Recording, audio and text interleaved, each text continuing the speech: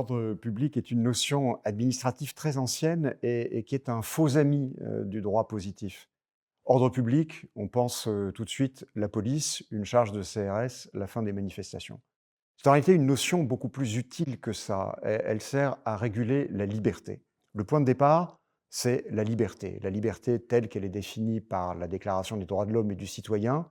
Les hommes naissent et demeurent libres et égaux en droit. La liberté est la condition de la vie républicaine en société, mais la liberté, dit l'article 4, consiste à ne rien faire qui puisse nuire à autrui. C'est là qu'intervient la notion d'ordre public. La liberté est totale dans l'espace privé. On peut penser, croire, vivre ce que l'on veut, aller extrêmement loin. Rien ne peut être réprimé dans l'ordre privé, sauf ce qui pourrait évidemment déboucher sur la partie publique. Mais évidemment, sur la voie publique, sur la place publique, en public, il faut assurer un ordre public, nous devons coexister. Personne ne peut s'approprier l'espace public. L'ordre public sert à ça. Depuis 1884, dans la loi qui définissait les pouvoirs du maire, on dit qu'il a un pouvoir de police, police de l'ordre public, une police générale, consistant à prévenir les atteintes au bon ordre, à la sûreté, à la sécurité, à la salubrité. Ce terme de police est essentiel. Très souvent, on le confond avec la police telle qu'on la voit dans les séries télévisées, la police judiciaire. Un crime a été commis, on cherche l'auteur et on va appréhender l'auteur pour le punir. Mais il y a une autre police que nous fréquentons tous les jours, qui est la police administrative. Cette police-là, c'est la police de la prévention. Elle intervient avant que les choses ne tournent mal pour empêcher qu'elles ne tournent mal. Le plus souvent, cette police-là, c'est le législateur qui va la définir. Par exemple, il y a une police de l'urbanisme. On ne peut pas faire ce qu'on veut, même chez soi, de son terrain, encore moins dans l'espace public. C'est pas seulement qu'il faut respecter la propriété, il faut un permis de construire qui respecte un plan local d'urbanisme, qui respecte un schéma de cohérence territoriale, qui respecte le droit de l'environnement, etc., etc. Cette police-là, police de l'urbanisme, elle sera appliquée par le maire, par les services de l'État. Et puis, il y a une police de tous les jours qui n'est pas régie en détail par des termes précis. Ce n'est pas la police sanitaire, ce n'est pas la police de l'environnement, c'est la police de l'ordre public. Et le maire, le commissaire de police, le préfet, le ministre, le principal dans son collège, vont être chargés de veiller à maintenir l'ordre public en prenant, s'il le faut, des arrêtés, des décisions prévenant les troubles. Alors l'objectif, vous le voyez, est très simple. Le bon ordre, c'est maintenir la possibilité d'être ensemble dans la voie publique sans se cogner, sans se heurter, ce qui veut dire que quand le marché s'installe sur la place publique, on désigne des emplacements pour que chacun occupe le sien et que le marchand de légumes n'usurpe pas la place du marchand de poissons. Ça veut dire que dans la commune, on met un stop à une intersection ou un cédé-le-passage ou une voie réservée aux cyclistes de manière à ce qu'ils puissent circuler en sécurité.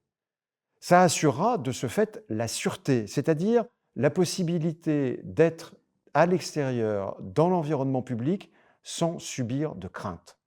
Il y aura pour cela des policiers qui patrouillent, il y aura des règles qui interdiront la circulation automobile, il y aura des interdictions de stationner pour les caravanes ou les marchands ambulants.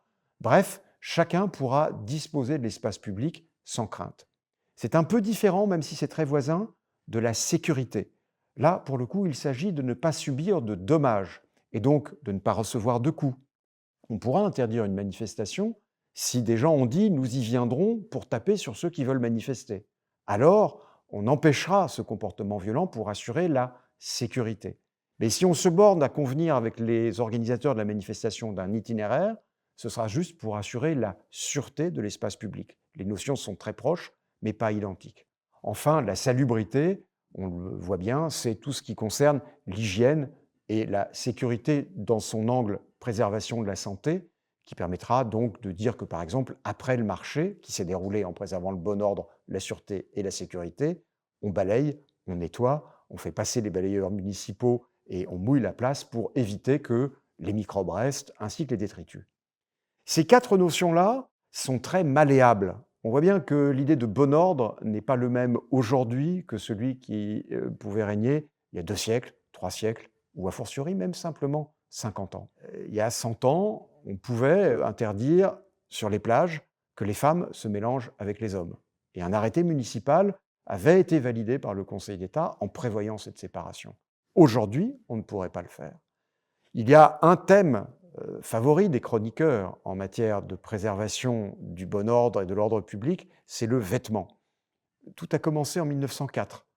À l'époque de la séparation de l'Église et de l'État, un abbé voulait, après la loi de 1905, célébrer des obsèques en portant sa soutane. Un maire lui avait interdit le port de la soutane. Le Conseil d'État lui a dit « pas question, il n'y a pas de police du vêtement.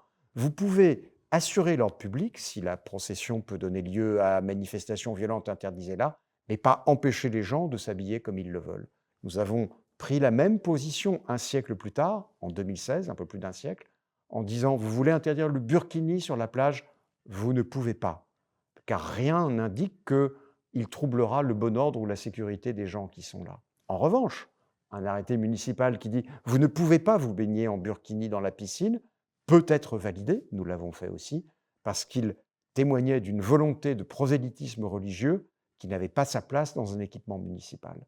Tout est affaire de nuances, tout est affaire d'époque. La tolérance doit régner, mais à chaque fois, d'abord l'État, ensuite son juge, reste comptable de ce que l'ordre public reste l'ordre public et pas l'ordre moral, où on militerait contre une religion ou une opinion, ou un ordre économique, où on interdirait un commerce parce que le maire a aussi le sien et qu'il ne veut pas de concurrence, ni un autre ordre public que celui de l'intérêt général.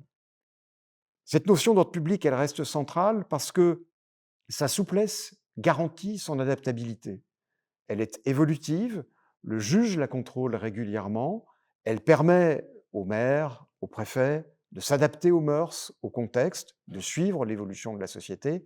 Elle reste une notion supplétive. L'essentiel, c'est la responsabilité de chacun dans la manière de faire régner l'ordre public.